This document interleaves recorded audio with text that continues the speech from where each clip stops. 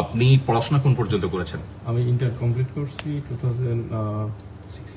আপনি এখন এখানে মাসিক কত টাকা আর্ন করছেন? প্রায় 9 থেকে 10 লাখ 9 থেকে টাকা। 10 লাখ টাকা।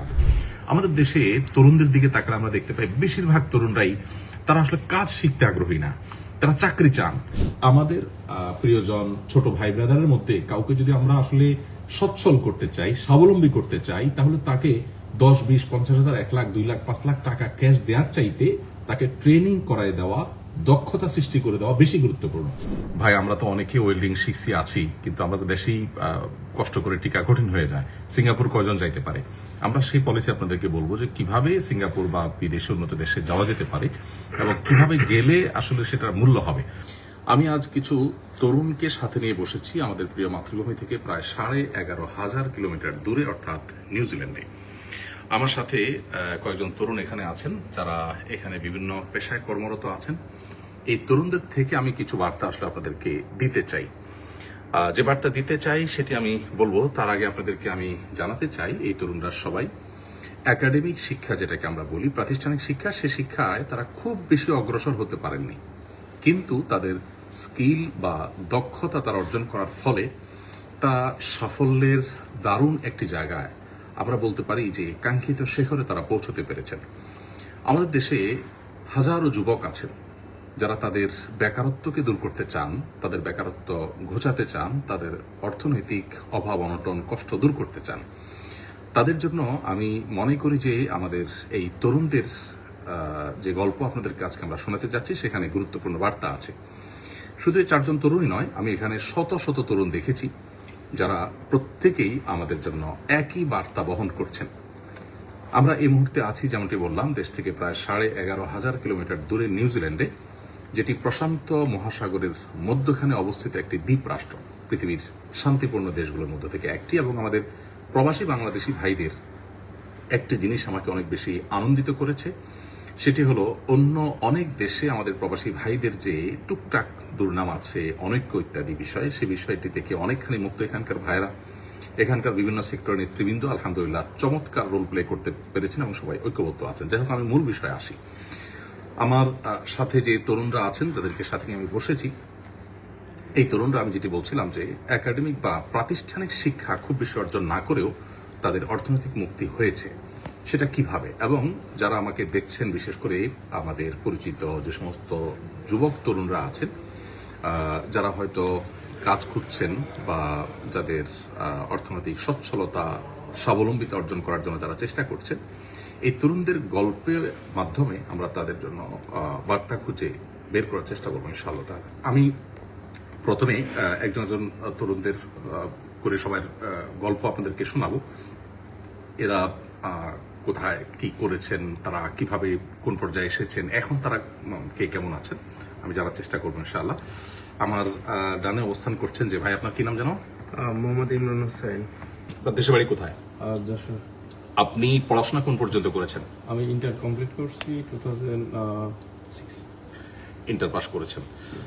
ইন্টার পাস করেছেন 2006। এরপরে আপনি বিদেশে পাড়ি জমিয়েছেন না তারপরে দেশে কাজ করেছেন?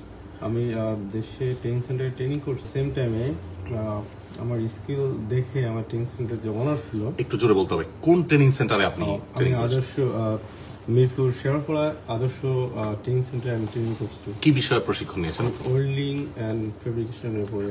নিয়ে দেশে কতদিন কাজ করেছেন? আমি দেশে 9 মাস মতো কাজ করছিলাম। 9 মাস কাজ ট্রেনিং করেছেন, সেন্টারে আর কি। মাশাআল্লাহ। ভাই, যশোরের মানুষ, ওয়েল্ডিং এর উপরে ট্রেনিং নিয়েছেন এবং ট্রেনিং নিয়ে দেশে বেশ কিছুদিন কাজ করেছেন। এরপর আপনি বিদেশে পাড়ি জমিয়েছেন। জি জি। এরপর আমি সিঙ্গাপুরে গেছিলাম 2007। হ্যাঁ, সিঙ্গাপুরে গিয়ে আপনি কতদিন ছিলেন? সিঙ্গাপুরে 7 বছর ছিলাম ওখানে। ওখানে আমি আমার জবের পাশাপাশি আমি যে স্কিল ভাইরা ছিল ওদেরকে আমি ওয়েল্ডিং শেখাইতাম। আমাদের সিঙ্গাপুরে কোম্পানি থেকে আমার অ্যাপয়েন্ট করা হয়েছিল আর কি। আচ্ছা, এরপর আপনি এখন নিউজিল্যান্ডে আছেন। কত বছর ধরে নিউজিল্যান্ডে আছেন? নিউজিল্যান্ডে 11 বছর চলে আর কি। 11 বছর চলে। জি, জি। আপনি এখন এখানে মাসিক কত টাকা আর্ন করছেন? এখানে আমার নিজের কোম্পানি আমি করতেছি, সেক্ষেত্রে দেখা যাচ্ছে এক মাসে আমার এক মাসে এভারেজে কত আসে? Average 16 to $18,000 per month। 16 to $18,000 $18,000। তার মানে বাংলাদেশি টাকায় আমরা মুদ্রায় কনভার্ট করলে মানে নিউজিল্যান্ডি ডলার, এটা ইউএস ডলার না, তাহলে বাংলাদেশি টাকায় সেটা কত টাকা হয় আনুমানিক? প্রায় 9 থেকে 10 লাখ 9 থেকে টাকা। 10 লাখ টাকা। ফাইন, আপনি ফ্যামিলি সহ আছেন এখানে? জি আমি পুরো ফ্যামিলি সহ থাকি। ওয়াইফ এবং বাচ্চা কাচ্চা সহ? 2টা বাচ্চা আছে আমার। এবং এদেশের পাসপোর্টও তো আপনি হোল্ড করেন? জি আমি এখানে সিটিজেন। ফাইন, মাশাআল্লাহ। প্রিয় দর্শক, এখানে একটু থামতে চাই। আমাদের এই ভাই যশোরে জন্ম, তার বেড়ে উঠেছেন এবং আমরা শুনলাম তার মুখ থেকে যে তিনি ওয়েল্ডিং শিখেছেন, শেখার পর সিঙ্গাপুর এসেছেন, সেখান থেকে নিউজিল্যান্ড এসেছেন। এখানে অনেকেরই মনে প্রশ্ন জাগবে যে ভাই আমরা তো অনেকে ওয়েল্ডিং শিখছি আছি, কিন্তু আমরা তো দেশেই কষ্ট করে টিকা কঠিন হয়ে যায়, সিঙ্গাপুর কয়জন যাইতে পারে? আমরা সেই পলিসি আপনাদেরকে বলবো যে কিভাবে সিঙ্গাপুর বা বিদেশে উন্নত দেশে যাওয়া যেতে পারে এবং কিভাবে গেলে আসলে সেটার মূল্য হবে।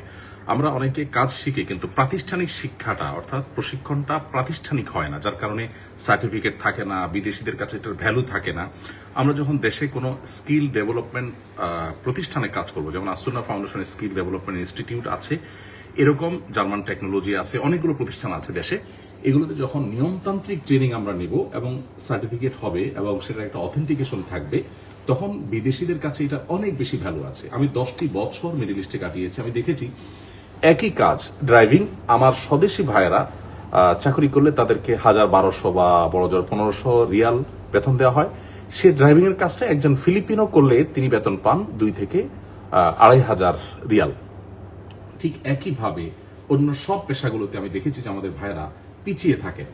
একই কাজ অন্য ন্যাশনালিটি ভাইয়েরা করে তারা এগিয়ে থাকেন, বিকজ তারা ইংরেজি জানেন, তাদের হাতের কাজ জানা আছে, তাদের কাছে ট্রেনিং আছে, সার্টিফিকেট আছে। তো এগুলো যখন থাকে তখন বিদেশের মধ্যে শুধু নয়, দেশেও অনেক বেশি কাজের অপরচুনিটি তৈরি হয়। তো আমরা ভাইয়ের কাছ থেকে শুনলাম যে তিনি নিউজিল্যান্ড ডলারে প্রায় 18,000 ডলার পার মান্থ এভারেজে তার উপার্জন আছে। আপনারা হয়তো বলতে পারেন যে এরকম কালে ভদ্রে একজনের কথা আছে।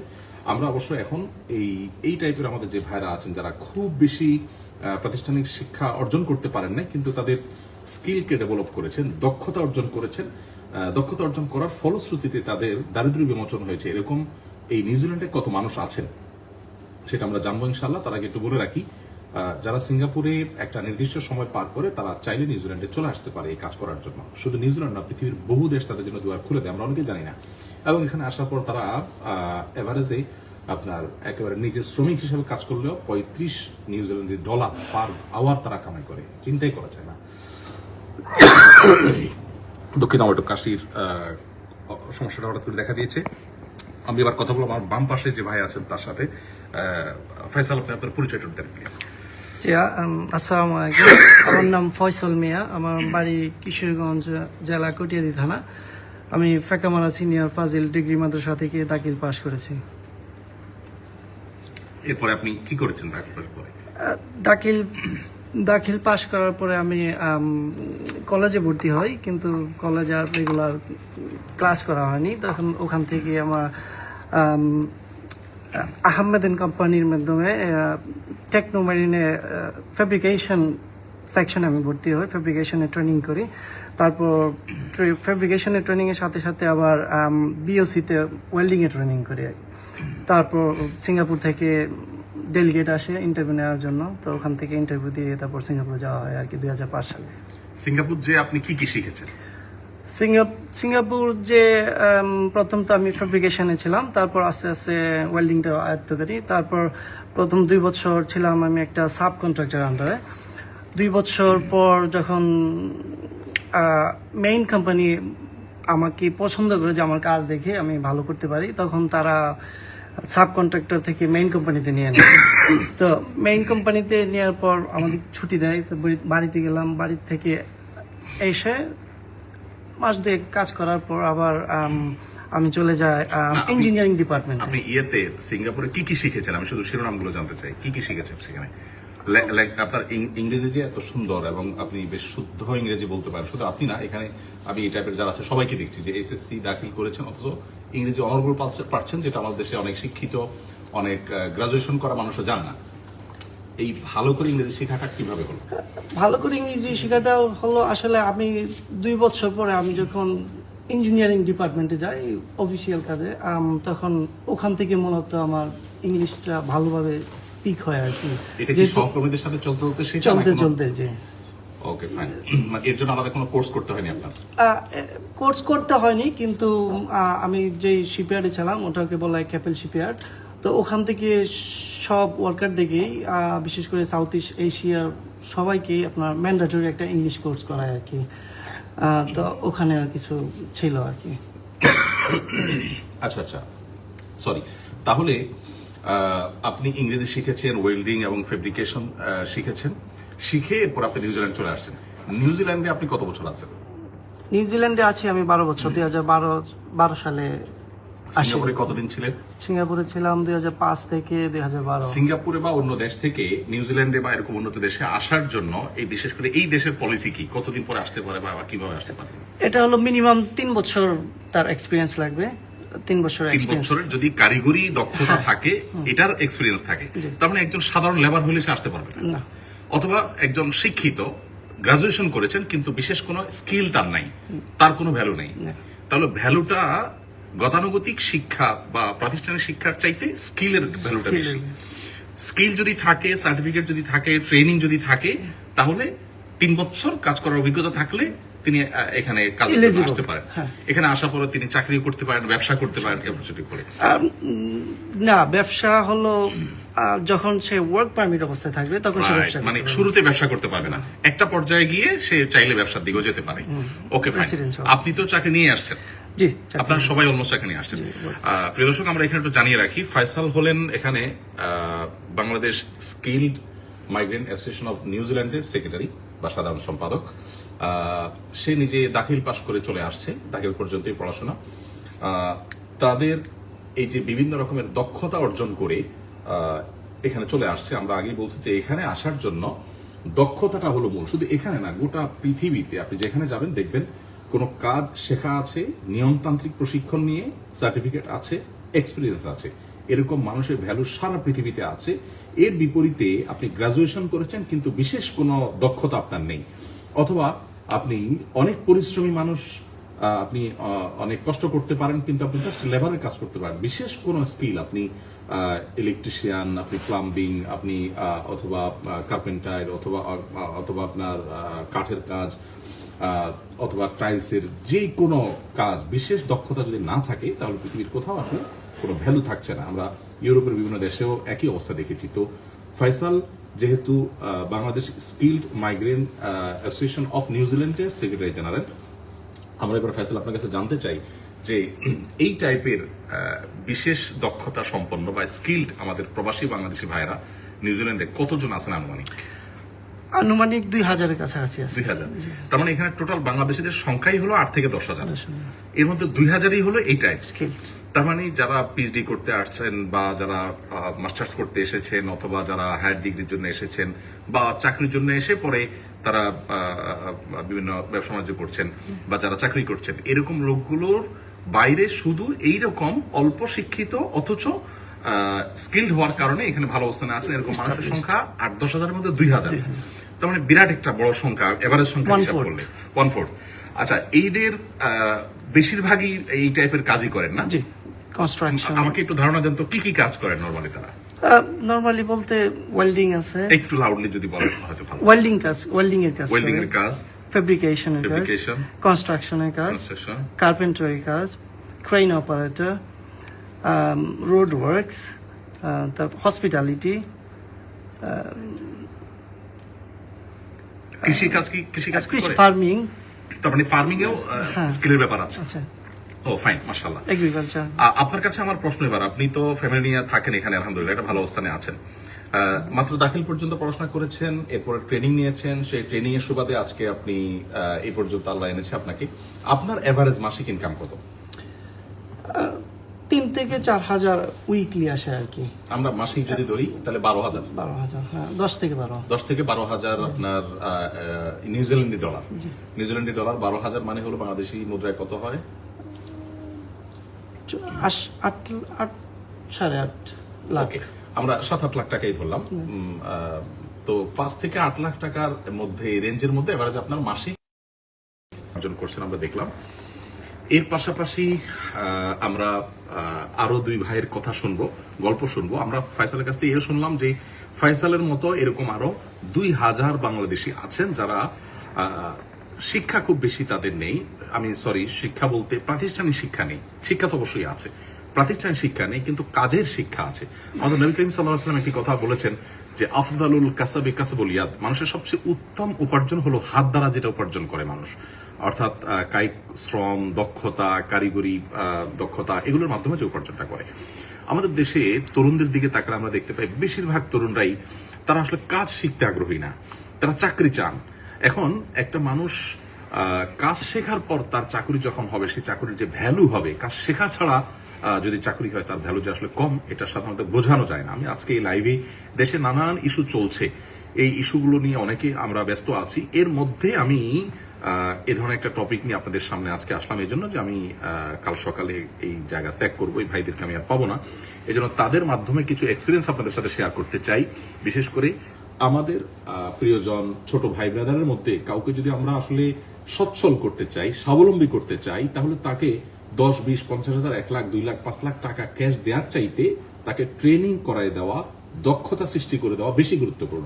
আসুন্নাহ ফাউন্ডেশন যত সেবামূলক কাজ করছে এর মধ্যে সবচেয়ে বেশি ফোকাস এখন দিচ্ছে এই কাজটির উপরে। আপনারা জানেন 350 কম্পিউটার বিশিষ্ট ল্যাব আমাদের আছে। আমরা এখন মাসে একসাথে কয়েকটা উইংয়ে ট্রেনিং চলবে সেরকম ব্যবস্থাপনা আমরা করছি। 35,000 স্কোয়ার ফিটের একটি বিশাল বড় শেড আমরা নির্মাণ করেছি। রমাদান থেকে ইনশাল্লাহ এটি স্টার্ট হয়ে যাচ্ছে। এখানে শেড প্রশিক্ষণ, এখানে ড্রাইভিং ট্রেনিং, এবং যাদের অভাব অনটন আছে, যারা গরিব মানুষ, তারা সম্পূর্ণ স্কলারশিপ, নামকে আসতে কিছু টাকা তাদের দিতে হয় সিরিয়াসনেসের জন্য, আর বাকি পুরো স্কলারশিপ দিয়ে তাদেরকে আমরা ট্রেনিং দিচ্ছি। ট্রেনিং এর পর তাদেরকে আমরা চাকরি দিয়ে দিচ্ছি, কাউকে আমরা ট্রেনিং দিয়ে ছেড়ে দিচ্ছি না, প্রত্যেককে ট্রেনিং এর পর আমরা চাকরি অফার করছি। শতকরা 2-1 হয়তো বাদ যেতে পারে, বেশিরভাগ লোকেরই চাকরি হয়ে যাচ্ছে আলহামদুলিল্লাহ, দেশে বিদেশে। ইভেন দেশেও আমাদের সুন্নাহ স্কিল ডেভেলপমেন্ট ইনস্টিটিউট থেকে যারা প্রশিক্ষণ নিচ্ছেন তাদের আলহামদুলিল্লাহ বিভিন্ন জায়গায় তারা কর্মরত আছে, খুব ভালো অবস্থায় আছে। তো আমরা যশোরের এক ভাইয়ের কথা জানলাম, ফয়সালের দেশের ভাইয়ের কথা জানা হয়নি। কিশোরগঞ্জ, কটিয়াদি থানা। কিশোরগঞ্জ, আপনি তো ফ্যামিলি সহ আছেন এখানে? জি। মাশাআল্লাহ। ভাই তো যশোরের মানুষ, আপনি কি এখানে বাড়ি কিনেছেন না ভাড়া বাড়িতে থাকেন? বাড়ি কিনছি আমি। বাড়ি কিনেছেন, মাশাআল্লাহ। এখানে বাড়ি তো অনেক ব্যয়বহুল। কত টাকা গেছে আপনার বাড়িতে? $1,10,000 মানে নিউজিল্যান্ডি ডলারে $1,10,000, বাংলাদেশি মুদ্রা নয়। এই টাকা তিনি বাড়িও কিনেছেন আলহামদুলিল্লাহ। নিশ্চয়ই ভাই বোন আত্মীয় স্বজনকেও দেখার সুযোগ হয় আলহামদুলিল্লাহ, মাশাআল্লাহ। আমরা এবার ভাইয়ের কাছ থেকে একটু কথা শুনতে চাই। আপনি কোন এলাকার মানুষ, পরিচয় দিবেন বা পড়াশোনা কি? আসসালামু আলাইকুম, আমার নাম মুসলিম সরকার। আর বামনবাড়ি আশুগঞ্জ আমার বাড়ি, আশুগঞ্জ। আর আমি পড়াশোনা এসএসসি পড়ছি। এসএসসি পড়ার পরে কলেজে ভর্তি হয়েছি, কিন্তু কলেজ পড়াশোনা করি নাই, শেষ করি নাই। তো এর মাঝখানে আমি কাজ শেখার জন্য আমি আগ্রহী, যে আমার প্রতিষ্ঠান আমি স্কিল আগ্রহ করবো, যে আমার কি কাজ শিখবো। আমার কাজ শেখার আগ্রহ কোত্থেকে আসলো? আগ্রহটা আসছে, আমার একজন সিনিয়র আঙ্কেল ছিল, তো ওনার সাথে আমি দেখি উনি গাড়ি চালাইতো, তো ওনার সাথে আমি একটু কন্ট্যাক্ট করি যে আমার তো কাজ শেখার শখ, তো আমি ছোট ছিলাম। তো তিনি বলছে ঠিক আছে তুমি আসো। তো আমার আগ্রহ দিকে উনি আমাকে শিখাই, আমার যখন আগ্রহটা হয় তখন আমার শিখাই। তো ওনার কাছ থেকে শিখতে আমি আলহামদুলিল্লাহ আস্তে আস্তে আমি ছোট গাড়ি থেকে বড় গাড়ি থেকে এত পরে আমি যখন একটা কোম্পানিতে ইন্টারভিউ দিই, তো আমি ইন্টারভিউতে আমি সিলেক্ট হই, ফার্স্ট আমি সিলেক্ট হই। তো ওই কোম্পানি আমাকে সিঙ্গাপুর নিয়ে যায়। সিঙ্গাপুর নেওয়ার পরে আমি তখন ইংলিশ আমি দক্ষতা না, আমি ইংলিশ ঠিক মতো কথা বলতে পারি না, তার সাথে কমিউনিকেশন করতে পারি না। তো আমার এখানে একটু দুর্বল ছিল, কিন্তু তারা আমার স্কিল বা আমার কাজের পারফরমেন্স, আমার কাজে দেখার জন্য তারা আমাকে খুব টেক কেয়ার করছে। তখন তারা আমাকে ইংলিশটাও একটু পুশ করাইছে, বা ইংলিশটা আমাকে শিখাইছে তারা। তো ইংলিশ শেখার পরে দেখা যাচ্ছে আমি মোটামুটি তার সাথে একটু কমিউনিকেশন করতে পারি। তারপর তারা আমাকে আস্তে আস্তে প্রমোশন দিই। প্রমোশন দেওয়ার পরে আমি আস্তে আস্তে কম্পিউটার তাদের কাছ থেকে শিখি। তো তারা আমাকে কম্পিউটার শেখায়। কম্পিউটার শেখানোর পরে তারপর তারা আমাকে HR ডিপার্টমেন্টে বা ম্যানেজমেন্ট বা দায়িত্ব আমাকে মোটামুটি দেয় আলহামদুলিল্লাহ। তো দায়িত্ব দেওয়ার পরে দেখা যায় আমার কাজ, আমার এক্সপিরিয়েন্স এবং আমার যে দক্ষতা, যে আমি যখন একটা কাজ নেই তো আমি সঠিকভাবে শেষ করি। হয়তো আমার পড়াশোনা কম, সেই জন্য আমি অনেক সময় উপরের লেভেলে আমি যাইতে পারি না শিক্ষকতা। তারপর আমার স্কিলে, আমার দক্ষতা আমাকে অনেক উপরে নিয়ে আসতে। তারপর ওইখান থেকে আমি সিঙ্গাপুরে ইন্টারন্যাশনাল লাইসেন্স করি, যা পৃথিবীর সব জায়গায় ইউজ করতে পারি। এবং আমি শিপ মুভমেন্ট করার জন্য লাইসেন্স করি, কোম্পানি করে আমাকে। এবং আমার ড্রাইভিং লাইসেন্স করাই, এবং আমাকে ফকলিফট লাইসেন্স করাই। মেট্রো রেল বলতে যে ইকুইপমেন্ট অপারেটর হিসেবে যতগুলো যে লাইসেন্স আছে যে যতগুলো ইন্টারন্যাশনাল দক্ষতা দরকার হয় সবগুলো আপনি শিখেছেন। সবগুলি আমাকে কোম্পানি আমাকে অপরচুনিটি বা সুযোগ দিই। কারণ কি জন্য সুযোগ দিয়েছে, আমার কাজের দক্ষতা, আমার স্কিলের আন্তরিকতা, যে আমি কাজের আগ্রহ আছে, শিখতে চাই, সেই হিসেবে আমাকে দিই। তারপর ওইখানে আমি আচ্ছা, এখানে আপনি একটু থামাই, আপনি তো ওখানে বেতন পাচ্ছিলেন ভালোই, তাহলে আবার এসব কাজ শেখার দরকার ছিল কি? কাজ করে মানে নতুন নতুন কাজ শেখার কি দরকার ছিল? বেতন তো পাচ্ছিলেনই ভালো। দক্ষতা শেখা ছিল যে আমার আগ্রহটা আমি স্কিল আপডেট করবো, মানে নিজেকে উপরে তোলার জন্য কাজ যত শিখতে পারি তত ভ্যালু বাড়বে, সেজন্য কাজ শিখেছি। ভ্যালু বাড়বে এবং আমাকে মূল্য বাড়বে এবং আমার পজিশন বাড়বে, আমাকে স্যালারিও ভালো বাড়বে এবং তারপর আপনি এখন কি কি কতগুলো কাজ জানেন এই মুহূর্তে? আমি এখন আপনার বাংলা মানে ড্রাইভিং তো জানেনই। আমি ড্রাইভিং জানি, ক্রেন অপারেটর জানি, ক্রেন অপারেট করতে পারেন, বিশাল বড় ব্যাপার। ফকলিফট অপারেট করতে পারি। মানে এটা কি জিনিস সেটা বুঝিনি। ফকলিফট, আচ্ছা, ক্রেন হইলো 4 রকমের ক্রেন আছে। একটা হচ্ছে শিপে থাকে একটা ক্রেন আছে, সবগুলাই অপারেট। হ্যাঁ, আমি সবই পারি, আমার ইন্টারন্যাশনাল লাইসেন্স। আর একটা আছে পৃথিবীর সবচেয়ে বড় ক্রেন, যে 30 টন, 30,000 টন, 30,000 টন পৃথিবীতে সবচেয়ে বড়, যে সিঙ্গাপুরে আছে, ওইটারও আমি কন্ট্রোল করে চালাতে পারি, ওটার পাশ আছে আমার কাছে। ও মাশাআল্লাহ, মাশাআল্লাহ, এই এক্সিলেন্ট। দক্ষতা হওয়ার পরে তো আমার প্ল্যান ছিল সিঙ্গাপুর তো আর ফ্যামিলি সেটেল হওয়া যায় না, তো আমার দক্ষতা হলে আমি একটু উপরের দিকে যেতে চাই। আমার ফ্যামিলি স্টাইল বা আমি একটু উপরে যাব, আমার আর পিছনে যে ভাইয়েরা আছে, ছোট ভাইয়েরা, তাদেরকে একটু সাপোর্ট দিতে চাই। তো এই সাপোর্ট হিসেবে আমি সিঙ্গাপুরে ছিলাম প্রায় 9 বছর। 9 বছর এখান থেকে পরে আমি নিউজিল্যান্ডে আমি ট্রাই করি। তো নিউজিল্যান্ডে ট্রাই করে অনেকে শুনি স্কিলের অপরচুনিটি বেশি দেয়, তারা যাদের স্কিল বেশি, যারা এক্সপিরিয়েন্স বেশি, তাদেরকে সুযোগটা দেয় নিউজিল্যান্ডে। তো আলহামদুলিল্লাহ আমি ওই চান্সটা নিয়েছি, নেওয়ার পর আমি কাগজ জমা দিই এখানে। তো জমা দেওয়ার পর আমার স্কেল এবং আমার সার্টিফিকেট আর আমার লাইসেন্স কোয়ালিটি দেখার পরে তারা আলহামদুলিল্লাহ 1 সপ্তাহ পরে আমার রেজাল্ট দিয়ে দিয়েছে যে আমরা আপনাকে নিয়ে নেব। এবং যেদিন আমাকে বলছে সন্ধ্যার সময় আমাকে তার এগ্রিমেন্ট একটা ফর্ম দিছে যে আমি আপনাকে নেব, অন্য জায়গায় ট্রাই করব। আর 15 দিন পর আমাকে, মানে তারা বরং আপনার অ্যাপ্লিকেশন পায় একরকম খুশি যে আমাকে এরকম দক্ষ লোক দরকার। মাশাআল্লাহ। অথচ দেশে আমি জানি বহুত MA পাস, BA পাস মানুষ ঘুরতেছে, এরকম উন্নত দেশে যদি আসতে পারে তাহলে খুশি হয়ে যাবে, তারা আসতে পারছে না। আপনি শুধু কাজ শিখে দক্ষতা অর্জন করে আল্লাহ তাআলা আপনাকে এই পর্যন্ত আসার তৌফিক দিয়েছেন। এক্সিলেন্ট। আমি আপনার খুব বেশি সময় নিতে পারবো না, আপনাকে আমি এখানে একটু থামাই জিজ্ঞেস করতে চাই, আপনি এখন এই মুহূর্তে নিউজিল্যান্ডে কি কাজ করছেন? আমি এখন এই মুহূর্তে একটা কনস্ট্রাকশন একটা কোম্পানিতে কাজ করি, এক্সকাভেটর এবং ড্রাইভিং করি। যে এক্সকাভেটর যেটা মাটি কাটে ওইটা করি, আর ড্রাইভ করি, যে ট্রাক ড্রাইভ করি, ওইটা লোড করি। আর একটা এই কোম্পানিতে একটু দায়িত্ব নিয়ে। স্যালারি কত টাকা পান এখানে? এখন আমি আপাতত স্যালারি পাচ্ছি আপনি উইকলি $1,200 মতো পাচ্ছি, আর মান্থলি আমার কাছে $46 মতন বা $4,500 মতন আসতেছে। ওকে, ফাইন। তার $4,500 আপনার নিউজিল্যান্ডের পার মান্থ চিন্তাই করা যায় না। বাংলাদেশি টাকা এটা আমরা কনভার্ট করলে কত টাকা হয়? কনভার্ট করলে প্রায় 2.5 থেকে 3 লক্ষ টাকা মতন। 3 লক্ষ টাকা হয়। মাশাআল্লাহ, আলহামদুলিল্লাহ। আমাদের ভাইয়ের গল্প, আপনার দেশের ভাই হলো ব্রাহ্মণবাড়িয়া বলেছেন, তার গল্প শুনলাম। তিনিও SSC পাস, আলহামদুলিল্লাহ। তিনি নিউজিল্যান্ডের ডলারে প্রায় $4,500 থেকে $5,000 মাসে ইনকাম করছেন। এখানে অবশ্য লাইফটা এক্সপেন্সিভ, বেশ একটা অংশ খরচ হয়ে যায়, কিন্তু এরপরও বেশ অনেক টাকাই কিন্তু টিকে এবং আলহামদুলিল্লাহ ভালো একটা জায়গায় তিনি আছেন। আমরা আরেকজন ভাইয়ের কথা শুনবো, তার আগে শুধু এখানে থামতে চাই। আমরা মূলত এই লাইভের মাধ্যমে যে বার্তাটি দিতে চাই সেটি হলো আমাদেরকে দক্ষতা অর্জন করতে হবে, স্কিল এটা প্রত্যেককে অর্জন করার চেষ্টা করতে হবে। ইভেন আমরা যারা আলহামদুলিল্লাহ উচ্চশিক্ষিত, এর পাশাপাশি আমাদের বিভিন্ন দক্ষতা সৃষ্টি করার বা তৈরি করার চেষ্টা করতে হবে। আমি খুবই অযোগ্য একজন মানুষ, তারপর আলহামদুলিল্লাহ ড্রাইভিং থেকে নিয়ে আমার যে সমস্ত কাজগুলোর প্রয়োজন হয়, ভিডিও এডিটিং থেকে নিয়ে অন্য যে সমস্ত ডিজাইনের কাজ আছে, এই সব কাজগুলো কিন্তু আমি শিখেছি। এবং ইন্টারেস্টিং বিষয় হলো এই ভাইদের সাথে আমার একটা মিল হলো, ওনারা যেরকম প্রবাসে এসে এগুলো বেশিরভাগ ক্ষেত্রে শিখেছেন, আমিও কিন্তু প্রবাসে শিখেছি। এবং দেশে থাকতে একজন গতানুগতিক আলেম মানুষ, তার তো আসলে ড্রাইভিং শেখার দরকার হয় না, কিন্তু আমি শিখেছি। এখন আমার ড্রাইভার গাড়ি চালায়, কিন্তু ড্রাইভার যদি কোনো জায়গায় সমস্যা ফিল করে, আমি তাকে সরাই দিয়ে আমি গাড়ি চালাতে পারছি, কোনো অসুবিধা নেই। আমি লং রুটে যাচ্ছি, ড্রাইভারের চোখ মনে হচ্ছে একটু লাল হয়ে আসছে, সেটা ঘুমাচ্ছে, আমি তাকে সরাই দিয়ে আমি ড্রাইভিং সিটে বসে যাচ্ছি, আমি ড্রাইভ করে চলে আসতেছি, আমার কাছে লাইসেন্স আছে, ট্রেনিং আছে। এই একটা বিষয় আমাদের বাংলাদেশের বেশিরভাগ মানুষকে আমরা বোঝাতে পারি না। সুন্নাহ ফাউন্ডেশন থেকে আমরা সংগ্রাম চালাচ্ছি যে আসুন সবাই প্রশিক্ষণ নেই, সবাই দক্ষতা অর্জন করি, আমরা আমাদের ভ্যালু বাড়াতে পারবো, ভ্যালু অ্যাড করতে পারবো, আমাদের বেকারত্ব দূর হবে, আমাদের অভাব অনটন দূর হবে, আমরা কারোর কাছে হাত পাততে হবে না। আমরা যারা সচ্ছল আছেন তাদেরকে আমরা আবেদন করি যে আপনি একজন মানুষকে 50,000 1 লাখ টাকা দান করলে, গিফট দিলে, উপহার দিলে, সহযোগিতা করলে কতদিন সে চলতে পারবে? আসুন্না ফাউন্ডেশন এখন একজন প্রশিক্ষণার্থীর পেছনে এভারেজে 50 থেকে 60,000 টাকা খরচ করে। 50 থেকে 60,000 টাকা খরচ করার বিনিময়ে আমরা যে প্রাপ্তিটা পাই সেটা হলো 3 মাস থাকা, খাওয়া এবং ট্রেনিং দিয়ে তাকে আমরা দক্ষ করি। স্মল বিজনেস ম্যানেজমেন্ট কোর্স আছে আমাদের, একটা অ্যাকাউন্টিং একটা কোর্স আছে, ওয়েব ডেভেলপমেন্ট কোর্স আছে, যারা আন্ডার এসএসসি তাদের জন্য একরকমের কোর্স, যারা এসএসসি এইচএসসি করা তাদের জন্য একরকমের কোর্স করা, যারা গ্রাজুয়েশন করা তাদের জন্য আমাদের ওয়েব ডেভেলপমেন্ট কোর্স আছে। প্রত্যেককে ট্রেনিং এর পর আমরা চাকরি দিয়ে দিই। আমাদের মার্কেটিং এর একটা ট্রেনিং, সেলস অ্যান্ড মার্কেটিং এর একটা ট্রেনিং আমরা করিয়েছি। আপনারা শুনলে কিছুটা বিস্মিত হতে পারেন যে প্রথম ব্যাচে যারা ট্রেনিং নিয়েছে তাদের ট্রেনিং এর 4 মাসের মধ্যে প্রথম 2 মাস যাওয়ার পর আমরা সম্ভবত জাহাঙ্গীরনগর ইউনিভার্সিটিতে একটা জব মেলা হয়েছে, সেখানে তাদেরকে আমরা পাঠিয়েছি। আমাদের ট্রেনিং যারা নিচ্ছে, যারা ট্রেনিং এর মধ্যে আছে, সেখানে যাওয়ার পর আমাদের এই ছেলেদের বেশিরভাগই সেখানে তাদের জবের অফার পেয়ে গেছে। ট্রেনিং এখন শেষ হয় নাই, মাঝপথে আছে, এবং এইটা জব মেলাতে তাদেরকে বিভিন্নভাবে টেস্ট করা হয়েছে, টেস্টে তারা উতরে গেছে।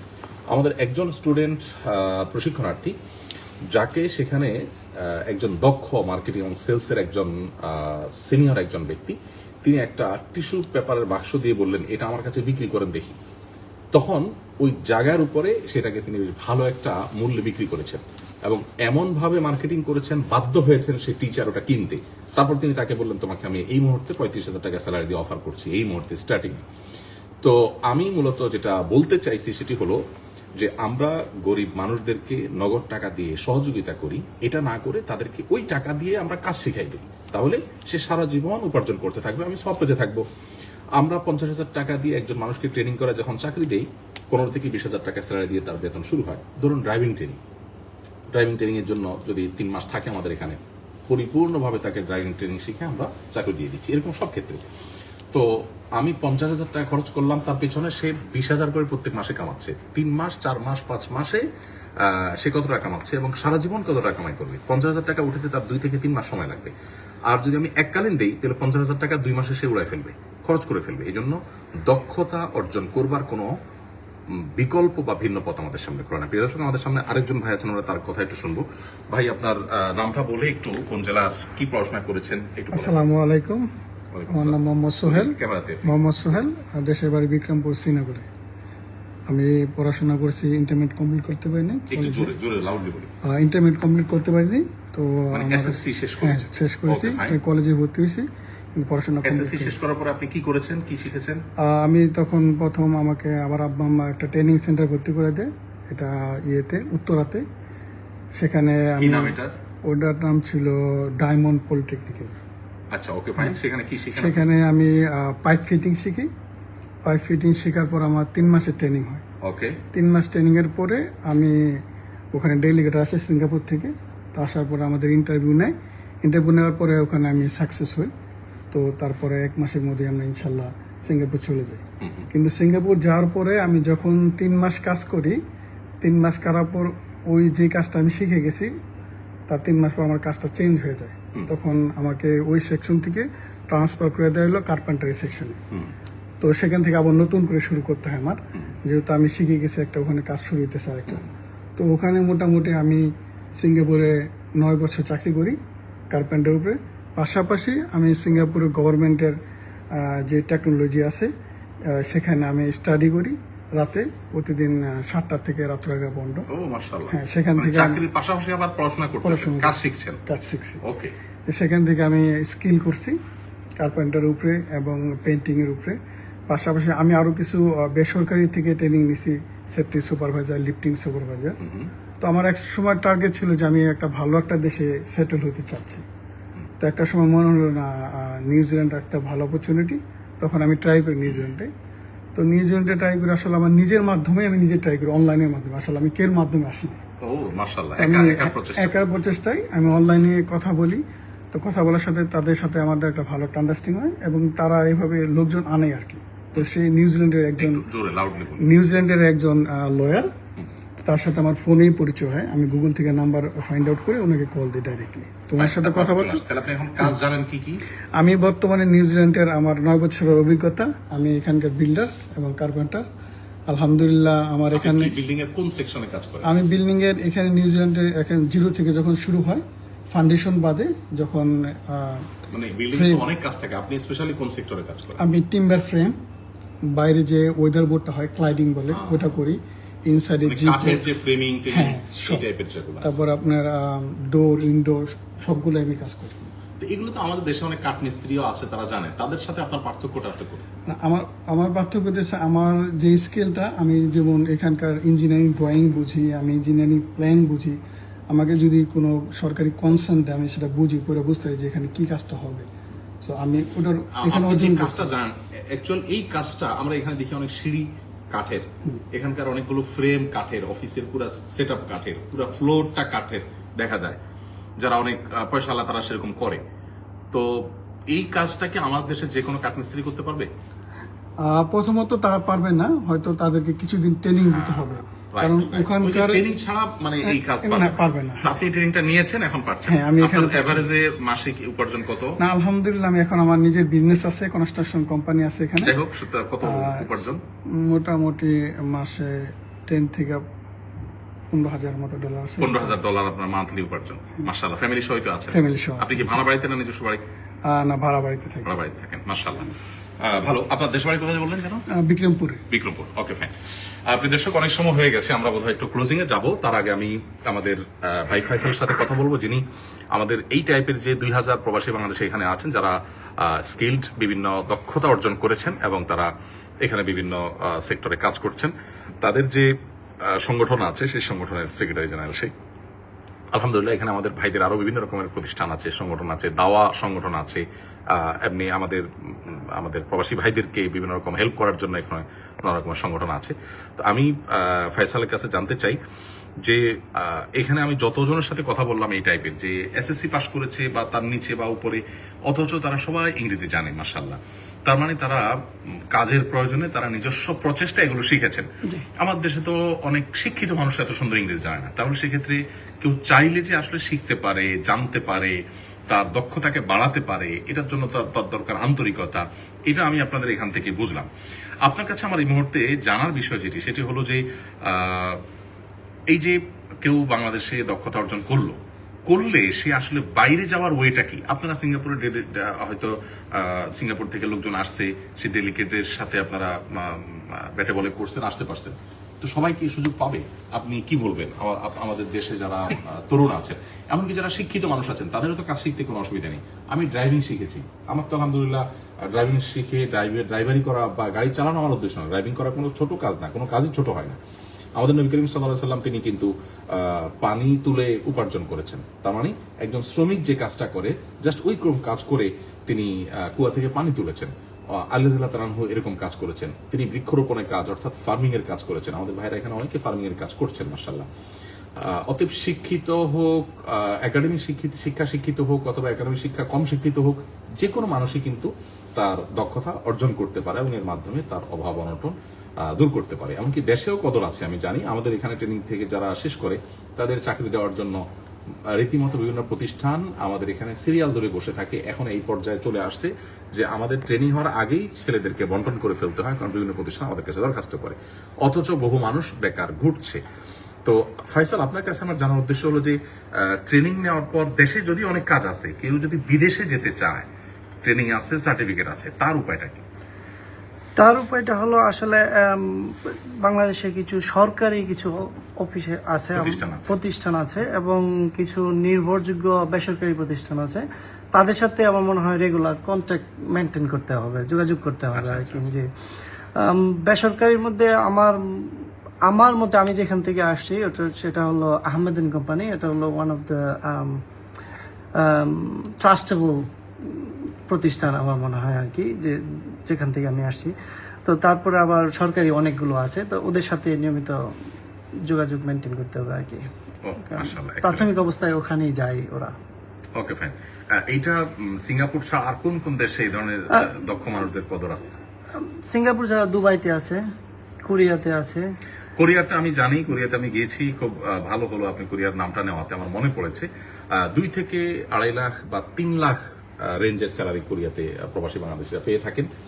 এবং নিউজিল্যান্ডে যেরকম লাইফটা এক্সপেন্সিভ, ওখানে লাইফটা এক্সপেন্সিভ না, অনেক অল্প পয়সায় কিন্তু সেখানে জীবন পার করা যায়।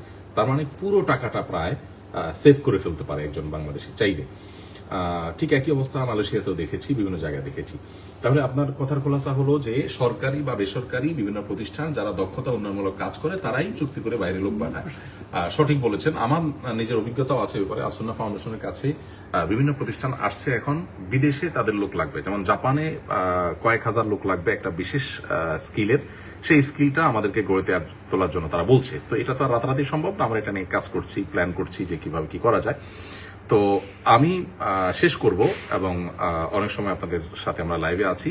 আমি যে বার্তা মূলত দিতে চাই সেটা আমার ভাইদের মাধ্যমে, যে ওনারা এখানে শত শত মানুষ, হাজারো মানুষ আছেন যারা একাডেমিক শিক্ষা কম থাকা সত্ত্বেও তারা কাজ শিখেছেন, নির্দিষ্ট সেক্টর যার যেটা ভালো লেগেছে শিখেছেন। শেখার পর যখন দক্ষতা অর্জন করেছেন, পরিশ্রমী হয়েছেন, আন্তরিকতা ছিল, কোনো কাজকে ছোট মনে করেন নাই। আজকে আল্লাহ তাআলা তাদের সবাইকে অনেক বেশি সচ্ছল করেছেন, সমৃদ্ধ করেছেন। দেশে অনেক শিক্ষিত মানুষ হালাল উপায়ে এত টাকা কামাই করতে পারে না, এখানে হালাল উপায়ে তারা যত টাকা কামাই করতে পারছেন। অবশ্যই এর পাশাপাশি তাদের একটা ভালো দিক হলো এখানে বেশিরভাগ ভাইরা আমি দেখেছি তারা নামাজ কালাম পড়ার চেষ্টা করেন, দিনদারিতা ধরে রাখার চেষ্টা করেন। যে ওনাদের যে প্রতিষ্ঠান, সেই প্রতিষ্ঠানের সদস্যরা, তাদের আমন্ত্রণ আমি এখানে এসেছি এবং একটা দাওয়াতি কাজ করেছি আলহামদুলিল্লাহ। এখান থেকে বোঝা যায় তারা আসলে ভালো কিছু করতে চান, তাদের সে আন্তরিক প্রচেষ্টা আছে। আমরা তাদের জন্য দোয়া করি, আল্লাহ তাআলা তাদেরকে রুটি রুজিতে উপার্জনে বরকত দান করুন, ঈমান আমলে বরকত দান করুন, এবং আমাদের যে সমস্ত ভাইরা দেশে আছেন সবাইকে আল্লাহ তাআলা দক্ষতা অর্জন করার, দক্ষতা তৈরি করার তৌফিক দান করুন। পৃথিবীর যে কোনো প্রান্তে দক্ষ মানুষের অনেক মূল্য আছে, আমাদের নিজের দেশেও দক্ষ মানুষের অনেক মূল্য আছে। কোনো কাজকে ছোট মনে না করে যদি কাজ শিখতে থাকি এবং এক্সপিরিয়েন্স নিতে শুরু করি এবং বিনয়ী হয়ে কাজ শেখার প্রতি আগ্রহ আমাদের থাকে, দেখাতে পারি, ইনশাআল্লাহ আল্লাহ তাআলা আমাদের রুটি রুজিতে, আমাদের উপার্জনে আল্লাহ তাআলা বরকত দান করবেন, আমাদের অভাব অনটন আল্লাহ তাআলা দূর করে দিবেন এবং আমাদেরকে সমৃদ্ধ করবেন। আর আমাদের প্রিয় স্বদেশ, এত যুবক, এত মানুষ এদেশে, আমরা যদি সবাই আসলে কর্মমুখী হই বা কাজকে, আমরা কোনো কাজকে ছোট মনে না করি, কাজ শিখি, ইনশাআল্লাহ আমাদের অর্থনৈতিক মুক্তি লাভ হবে। আমরা অর্থনৈতিক মুক্তি অর্জন না করার ফলে বিদেশিরা আমাদেরকে 10 টাকা লোন দিয়ে 20টা শর্ত দেয় এবং তাদের অনাকাঙ্ক্ষিত, অনভিপ্রেত বহু শর্তের জালে আমরা পড়ে থাকতে হয়। আমাদের দেশের অর্থনৈতিক মুক্তি যতদিন পর্যন্ত না হবে, রাজনৈতিক হস্তক্ষেপ বিদেশিরা যে আমাদের উপরে করে সেটা আসলে বন্ধ হবে না, কারণ আমরা তাদের দিকে তাকায় থাকতে হয়, গরিব দেশ। অতএব আমরা সবাই যদি আমাদের উপার্জনের জন্য সচেষ্ট হই, অন্যের উপর নির্ভরশীলতা কমবে।